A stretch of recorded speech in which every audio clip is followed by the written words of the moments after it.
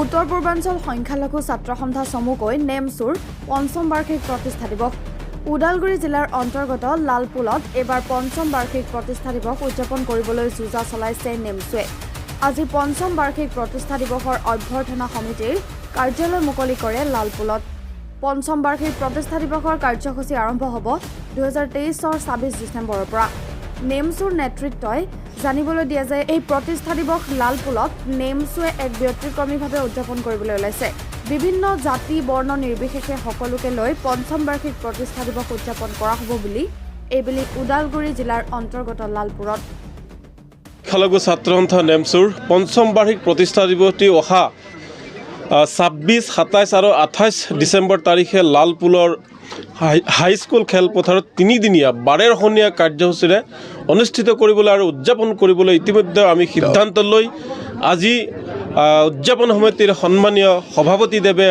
এই অস্থায়ী কাৰ্যালয়খন মুকলি কৰে উক্ত 3 দিনা বিভিন্ন ঠাইৰ বিভিন্ন ধৰণৰ বাৰেৰহণীয়া কাৰ্যসূচী আমি হাতত লৈছোঁ বিভিন্ন ধৰণৰ সংগীতকে আৰম্ভ কৰি আমি মুকলি সভাৰো আয়োজন কৰিছোঁ আমি ড্ৰাগছ গাঞ্জা মদ বিৰোধী আমি এখন সমদলৰো আয়োজন কৰিছোঁ আৰু যি মুকলি সভা সেই মুকলি সভাত মুখ্য অতিথি হিচাপে উপস্থিত থাকিব মহামান্য গুৱাহাটী উচ্চ ন্যায়ালয়ৰ জ্যেষ্ঠ অধিবক্তা সুলেখক তথা বুদ্ধিজীৱী বিশিষ্ট বুদ্ধিজীৱী শান্তনু বৰঠাকুৰ ডাঙৰীয়া বিশিষ্ট অতিথি হিচাপে উপস্থিত থাকিব বিটিআৰৰ মুৰব্বী প্ৰমোদ বড়ো ডাঙৰীয়া বিটিআৰৰ 3জনকৈ ইএম ক্ৰমে নীলোৎ স্বৰ্গীয়াৰী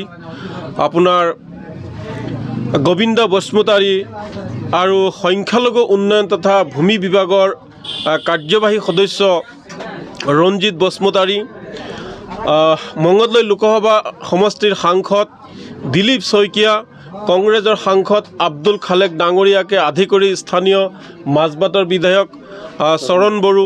দলগা সমষ্টিৰ বিধায়ক মজিবুৰ ৰহমানকে আদি কৰি বিভিন্ন গণ্যমান্য ব্যক্তিসকলৰ লগতে অসমৰ বিভিন্ন ছাত্ৰ সংগঠন যেনেকৈ সদৌ অসম সংখ্যালঘু ছাত্ৰ আমচু ABAMচু আপোনাৰ সদৌ নিখিল বড়ো ছাত্ৰ সন্থা কোচ ৰাজবংশী ছাত্ৰ সন্থা গোৰ্খা ছাত্ৰ সন্থা বঙালী ফেডাৰেশ্যনকে আৰম্ভ কৰি বিভিন্ন জাতি জনগোষ্ঠীৰ ছাত্ৰ সংগঠনৰ মুৰব্বীসকল ইয়াত উপস্থিত থাকিব মুঠতে 26, 27 আৰু 28 লালপুল হৈ পৰিব বিভিন্ন জাতি জনগোষ্ঠীৰ এক মিলনভূমি এই মিলনভূমিত